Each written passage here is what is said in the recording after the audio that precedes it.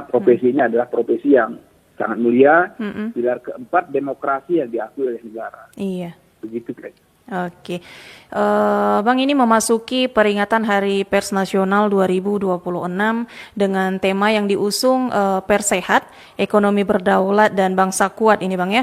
Menurut Anda nih, Bang, seberapa relevan tema ini dengan kondisi pers daerah kita saat ini, Bang?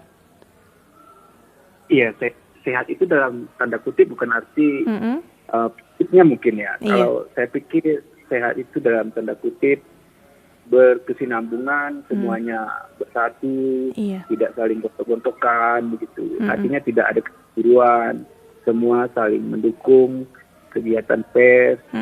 Artinya jangan hanya gara-gara di satu titik rusak susu sebelanga, gitu.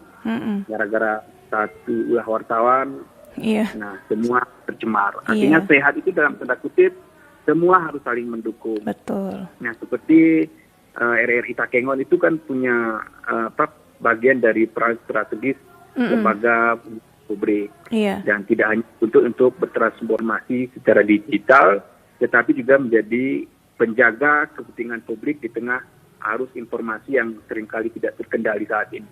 Nah, artinya sehat semua harus saling mendukung. Begitu kira-kira.